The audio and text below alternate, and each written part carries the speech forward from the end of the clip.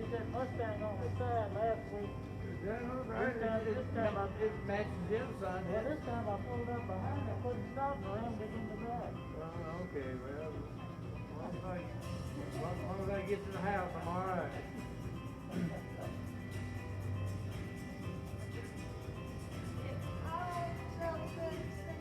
Oh, I can touch it. I love you. Hi dear, how are you doing? Hang in there, hurry up.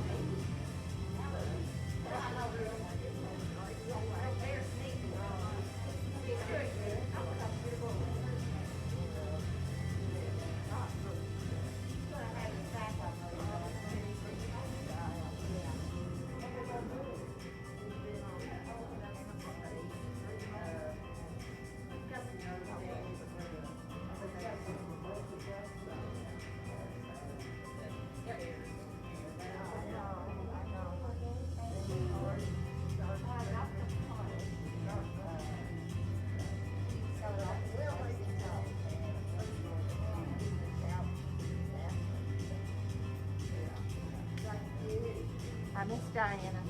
Hey, Linda, how are you?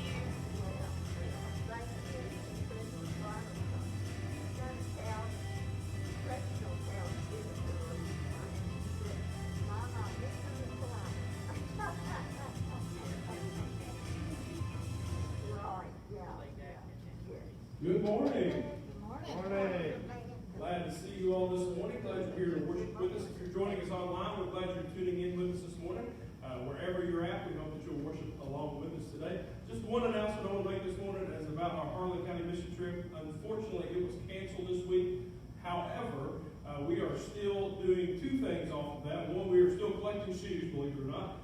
They are still going to go back to school eventually down in Harlan County, and so we're trying to make some provisions for them, and so we're going to be taking a shipment of shoes down to them in a couple of weeks. So if you've given towards shoes, it is going to where it was going. If you would still like to give towards shoes, that is still possible.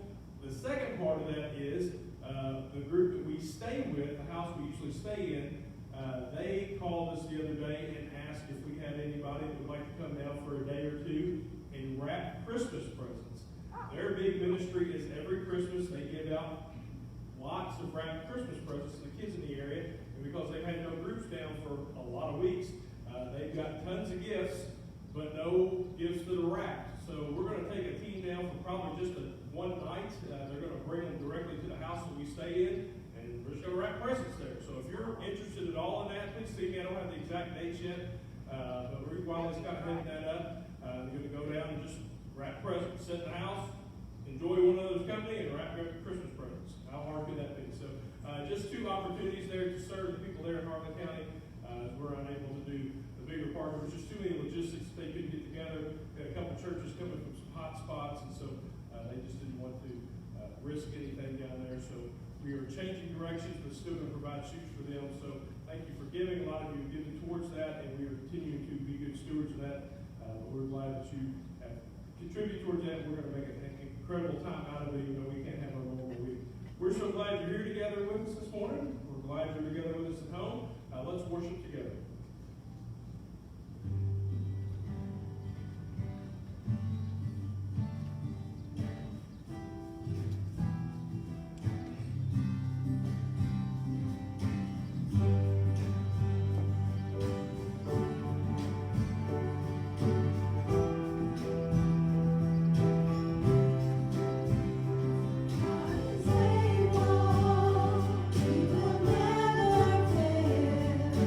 He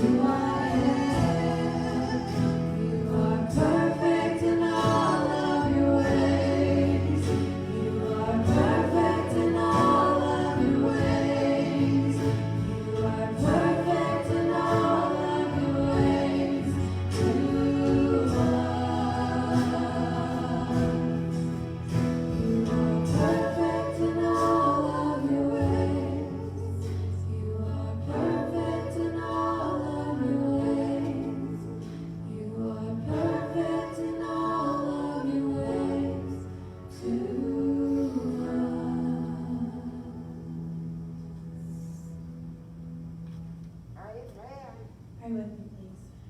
Father God, I come to you now, and I just thank you for every single thing that you've done for us, Lord, and for keeping us safe. And I pray that you just be with us as we go about our day, about our week, and guide us in our steps, and let someone see you through us, Lord. I love you, and it's in your name I pray. Amen. Amen.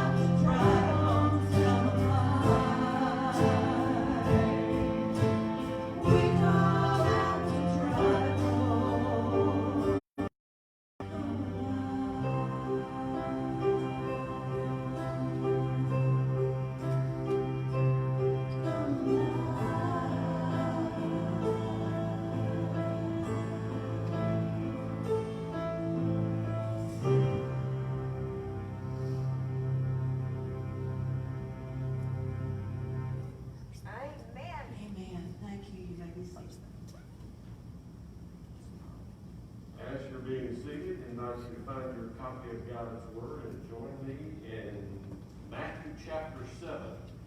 We're continuing our look at Sermon on the Mount series, and we've worked our way along the way through blessings, through teaching, through the love of Christ, through prayer and fasting, through your treasures, through eye problems, through the masters. Last week we looked at Hakuna Matata. I slaughtered that. Who got that? I slaughtered that. Hakuna Matata. No worries. And we worked through that. Today we come to a sermon entitled Gavels and Flashlights. By the way, before I move any further, happy day after 4th of July. Hope you had a good 4th of July. Hope you stayed safe. Hope you got some sleep. There was a lot of noise going on outside our house during the night, but I managed to sleep. I don't think the dogs did, but I managed to sleep a little. But I heard this past week about a man who went to his doctor, and he was under a massive amount of anxiety, pain, and worry. We were talking about worries last week, and he went and he was under a load of anxiety and worry. And he said, "Doc, you have to help me. I'm dying. I'm hurting all over, everywhere I touch.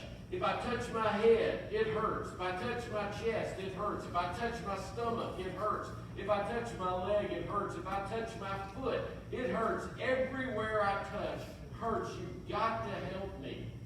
So the doctor did a full examination, and when he finished, he said, "Mr. Smith, I have good news and bad news for you. The good news is you are not dying. The bad news is you've got a broken finger." Yeah, you get the idea, everywhere he touched. Anyway, we live in a broken and hurting world. Would you not agree with that? A broken and hurting world where people we love and care a whole lot about make poor decisions along the way, which cause an unbelievable amount of pain, anxiety, and worry in their lives. So my question to us is, how do we help them get through without giving up? How do we help people deal with the trap of their sin without judging them for their sin? And that's precisely what Jesus is dealing with in our passage this morning. And the reason the title is Gavels and Flashlights, you get the idea on gavels. Gavels, it's when we make ourselves judge, jury, and executioner, and we judge people around us for the wrongs they've done. But flashlights are involved when we go nitpicking and looking through every area of others' lives, looking for some kind of failure, some kind of sin that we can bring up and judge them for. Look with me at Jesus' words in how to help people experiencing the pain of their sin. Here in Matthew chapter 7, beginning in verse 1, Jesus says, "Judge not, that you be not judged. For with what judgment you judge, you will be judged. And with the measure you use, it will be measured back to you. And why do you look at the speck in your brother's eye, and do not consider the plank in your own eye? Or how can you say to your brother, 'Let me remove the speck from your eye,' and look, a plank is in your own eye? Hypocrite. First remove the plank from your own eye, then you will be able to see clearly to remove the speck from your brother's eye. Do not give what is holy to the dogs, nor cast your pearls before the swine, lest they trample them under their feet and turn and tear you in pieces." The first thing Jesus says is don't condemn. Don't judge. Literally, this is the one represented by, in the title, gavels. Don't judge. And it's about what you give. It's about what you give. This is one of the most misused verses, I believe, in the entire Bible. And it's misused by non-Christians and Christians alike. In fact, if somebody comes to you and they start pointing out some kind of fault, you and I are probably very prone to quote Matthew 7:1 and say, "Judge not, lest ye be judged." there's such a big misunderstanding on this verse and what Jesus was talking about. And when I got to this point, I thought, boy, this is going to be a deep one. Well, we're going to dig a little deeper, but it's not as deep as you would think. The word for judge in this passage, it can be interpreted to separate, to pull things apart, to give discernment, to displace things, to separate. And the concept of what Jesus is talking about here is when we judge others and we start pointing out faults in their lives, then there is a separation between us. There is a distancing between us over what we consider bad in their lives and what we consider. You see, most of the time we see ourselves as good people, and we look at others as bad people.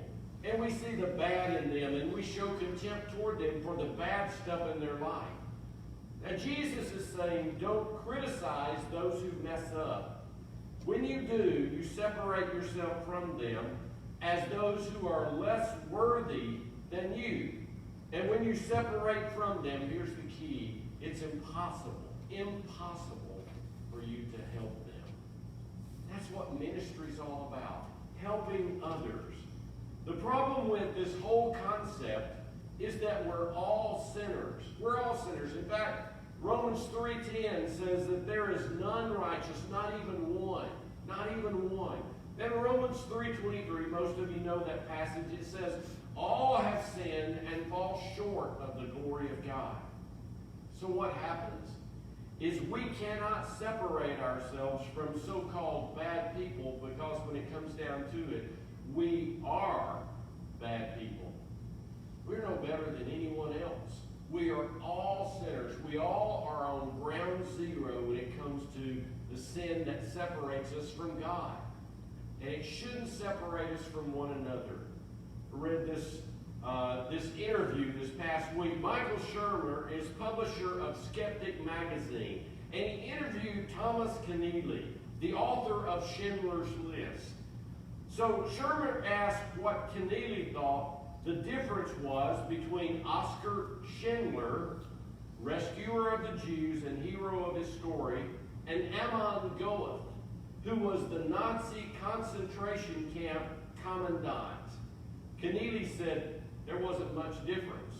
Had there been no war, Mr. Schindler and Mr. Goeth might have been friends and business partners, although morally obtuse, perhaps, but relatively harmless. What a difference a war makes, Shermer said. And then he proceeded to, he said, especially to the moral choices that lead to good and evil. And then the interviewer, Shermer, quoted Russian author Alexander Solzhenitsyn. I have to be careful how I say that. He quoted him, and this is what he said. If only there were evil people somewhere insidiously committing evil deeds, and it were necessary only to separate from them for the rest of us and to destroy them, then it would be possible. But the line dividing good and evil cuts through the heart of every human being. And who is willing to destroy a part of his own heart in order to judge others? You see, what Jesus is saying here is that when we judge others for their sinful ways, we invite judgment on ourselves. And literally, what you give determines what you get.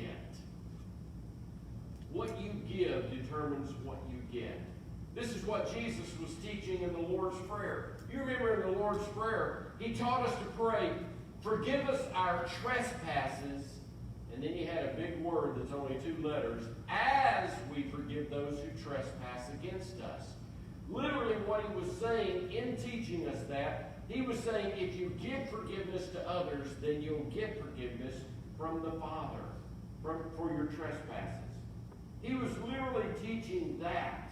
But just like that, here he's saying, if you give judgment to others, then you'll get judgment from the Father. In the same way, you'll get what you give. This is precisely what Jesus meant. Look at verse 2.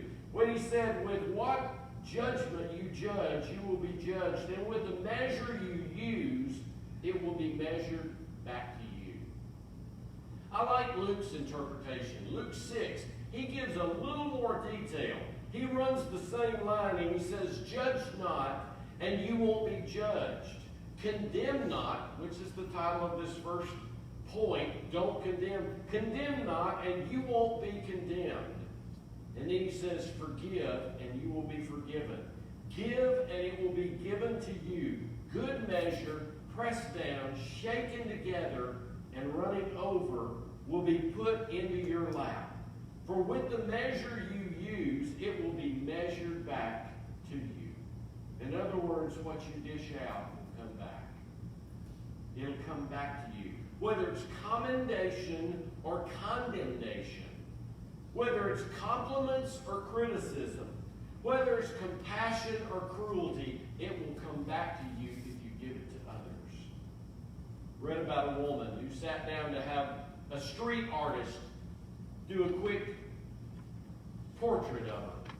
He got a little ways into it, and he turned it around for her to look at. She said, I don't like it. It doesn't do me justice. The artist took the portrait, set it aside in the discard pile, and he said, woman, you don't need justice, you need mercy. And when it all comes down to it, you and I don't need justice, we need mercy as well. So Jesus said, don't condemn. What you give determines what you get. The second thing Jesus was teaching here is don't condone. Don't condone.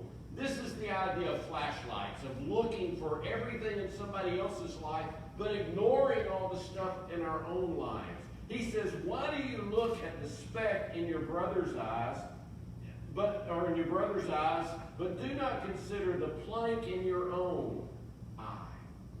What he means by that is it's about what you accept. What you accept. It's amazing how easy it is to accept or condone your own faults, and all the while you're nitpicking with a flashlight at others over every little thing, like you're the judge, jury, and executioner. And I say it's me too. It's all of us. Like we're judge, jury, and executioner. I read this statement in one of the commentaries. He said, we should lead by example, not by examination. I like that. We should lead by example. How we live out our lives toward others instead of examination. Look at verse 5. Jesus asked, how can you say to your brother, let me remove the speck from your eye, and look, a plank is in your own eye? Jesus here paints a humorous image of someone with a log sticking out of their eye, trying to remove a piece of sawdust or a speck in someone else's eye. It's comical, but at the same time, it's catastrophic as well. Thomas A. Kempis put it this way hundreds of years ago. He said, we blame small things in others and pass over greater things in ourselves. Quickly enough, we feel and weigh up what we endure from others, but how much others bear from us we take no notice of. This is where Jesus deals with the harshness of the critical spirit. And he sums it all up when he exclaims, hypocrite, hypocrite. First, remove the plank from your own eye, and then you will see clearly to remove the speck from your brother's eyes. Truth is, what you accept determines what you reject. What you accept in your own life determines to some extent what you are prone to reject in others. You see, we often reject, we'll see little things in somebody else's life that it's possible they're doing a better job at that than we are. And we reject it because it makes us feel better about our big failures. You see how the justice system works in how we judge others? I read this story about John Wooden. Most of you will remember John Wooden. He died at the age of 99 back in 2010.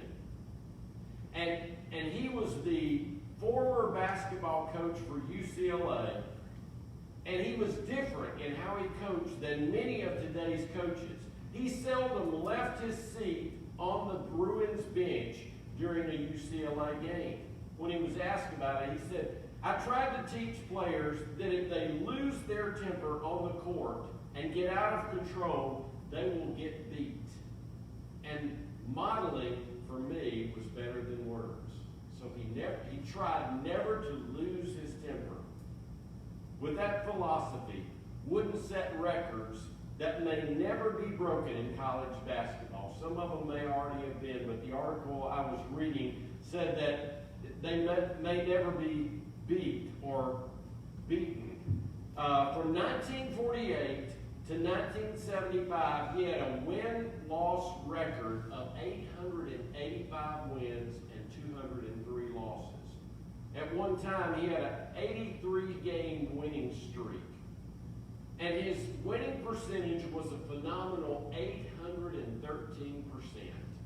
You could play baseball for anybody's team with a batting average of 813. A reporter once pressed Wooden to be critical, and this is what he was trying to do, to get Wooden to be critical of former Indiana University coach Bobby Knight. But Wooden would only say this. He said, I think Bobby Knight is an outstanding teacher of the game of basketball.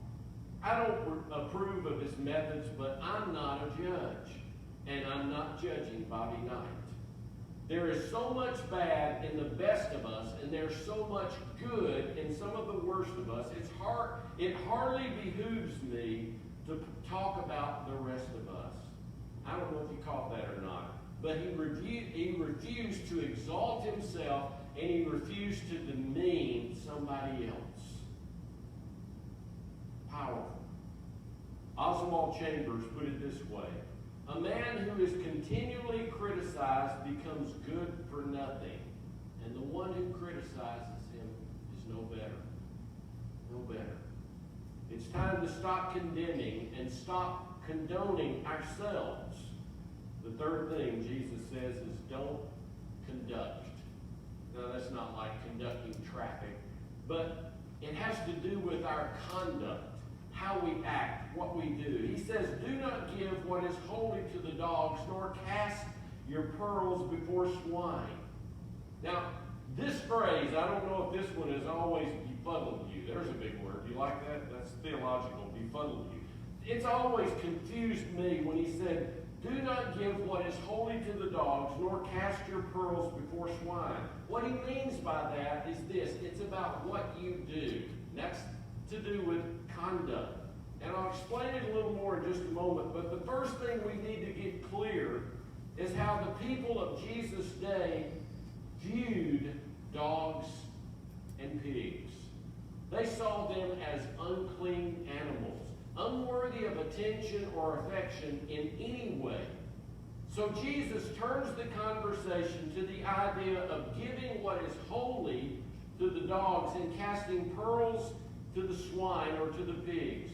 Think about the context of the objects he's talking about. The objects and the animals. Two different components in this. Think about the objects. The objects were the things that were clean and pure. What's holy and pearls. What's clean and pure. And the animals are what's unclean and impure. It's an unthinkable mix for the people in his day. Unthinkable. This is not Jesus' attempt to justify any type of judgmentalism. This is not why he paired the divine with the dogs and the pearls with the pigs. What he is saying is that holy and pure things aren't acceptable to an unclean world. They aren't acceptable. They're seen as being judgmental. Why do you think the world looks at Christians and says, all they want to do is put me down for my lifestyle? That's how they see us.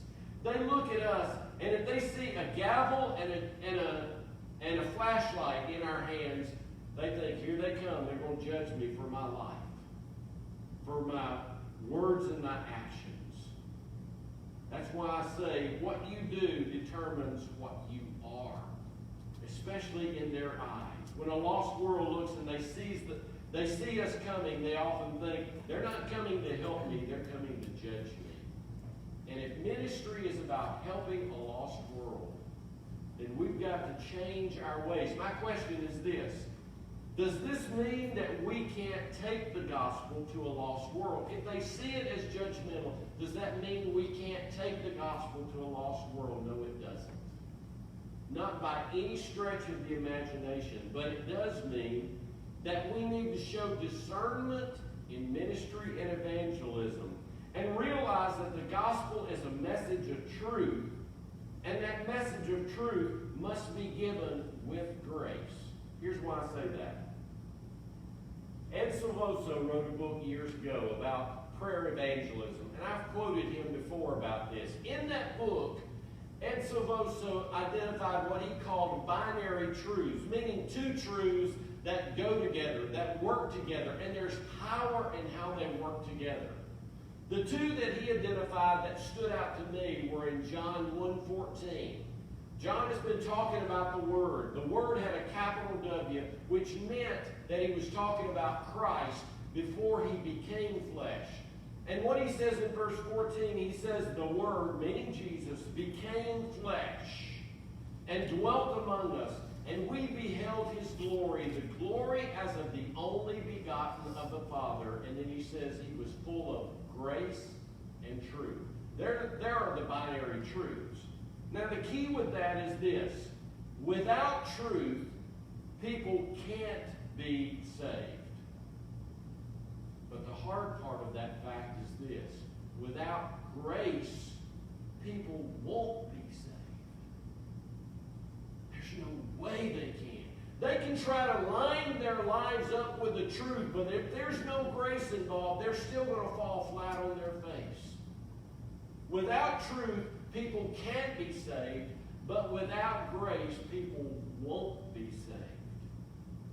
They won't be saved. You see, the partnering of those two binary truths brings the power of salvation, but the sequential function of those binary truths requires that grace must precede truth or they won't receive it. Here are a couple of examples, actually 3 examples. Think about how Jesus did ministry in his lifetime. Now, do you ever recall anywhere where Jesus talked to the scribes and the Pharisees with words of grace? There was a word he usually associated with scribes and Pharisees. What was that word? Hypocrites. He used the same word when he said hypocrites. Why do you try to pull the speck out of your brother's eyes when you've got a 2x4 and out of your own eye? And he called those folks hypocrites. He was identifying the scribes and the Pharisees. Now, lest you jump on that too hard, don't forget that one of the main people saved in the book of Acts that became the one who extended the grace of God to a new generation and wrote possibly half of the New Testament. His name was Saul of Tarsus, and he was a Pharisee. He was a Pharisee, and yet he experienced the grace of God, and he was never the same again. Never the same again. So grace brought truth into his life. Now, think about these 2 incidents. The first one I think about is the friend that 4 friends brought to Jesus. He was paralyzed. He was on a pallet. He couldn't get there on his own, and when they got there, the house was so crowded, they crawled up on the roof, and they tore a hole in the roof and lowered him down in front of Jesus. When they did, the Bible says that Jesus saw their faith, not the faith of the man that was lowered, but the 4 that brought him. He saw their faith, and he said to the man who was paralyzed, "Your sins are forgiven." Now the Pharisees in the crowd started thinking, who is he to forgive sins? And so he said to them, so that you will know that the Son of Man has the power on earth to forgive sins. That's when he looked back at the paralyzed guy. He said, take up your bed and go home. And he did. The first thing he did for him was extend grace. Your sins are forgiven. And then he healed him. And the truth set him free. Powerful. Now, a harder example is when the Pharisees, the judges of the city, brought the woman caught in the very act of adultery to Jesus. They threw her down before him, and this is what they said. Moses taught that an adulteress or an adulterer, which he was nowhere to be seen, the adulteress should be stoned. What do you say? They were trying to trick Jesus. But they were asking for truth. They were asking him to judge, and they're sitting there with rocks in their hands saying, say it, say it, say it, give us a chance. He didn't. You remember what he did? He stooped down, he started writing in the sand, and then he stood up and he said this, the one without sin can cast the first stone. And then he stooped down and he started writing again. We have no idea what he wrote.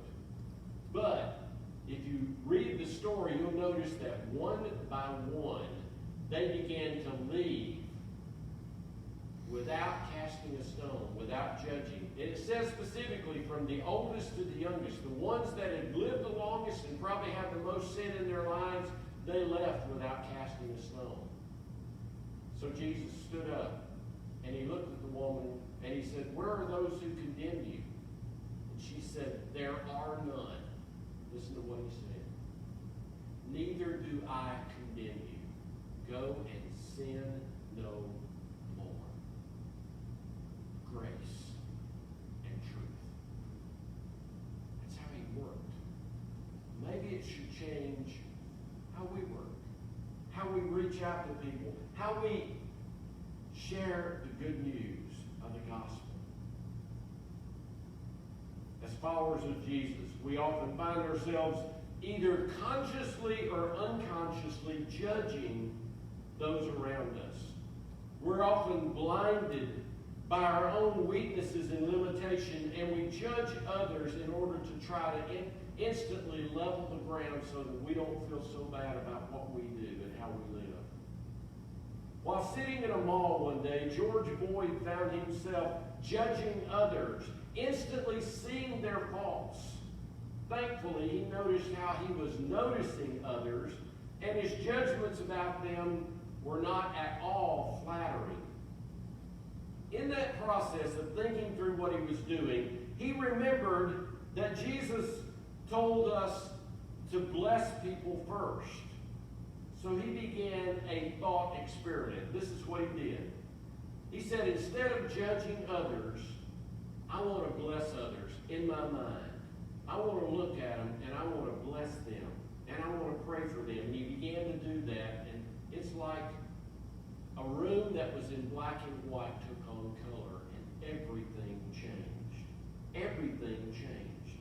He began to see the worth in people where he was ascribing judgment. As he ascribed worth to people, not allowing any other thought, opinion, or feeling to enter his mind, his heart began to expand. In fact, he said in his book, at certain moments, he felt as though his heart was going to explode with love for people around him.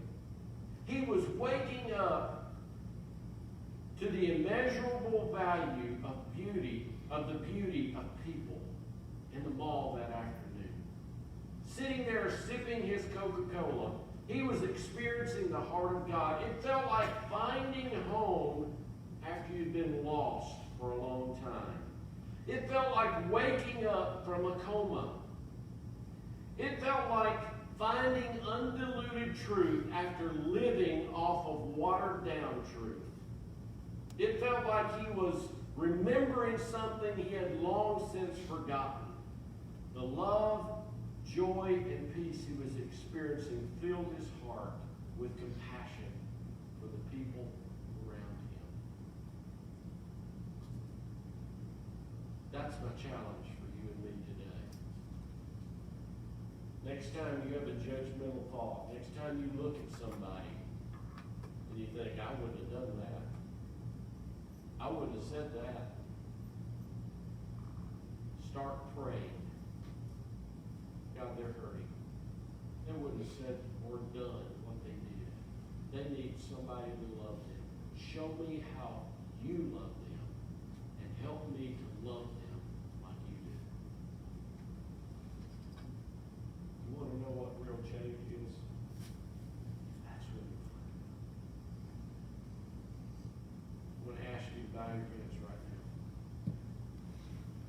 can't close this sermon time without asking you if you're in that boat.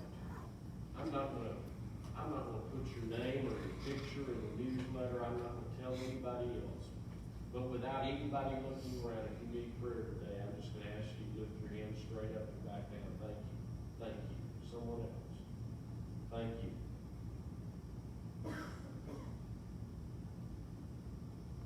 Father, you know our hearts.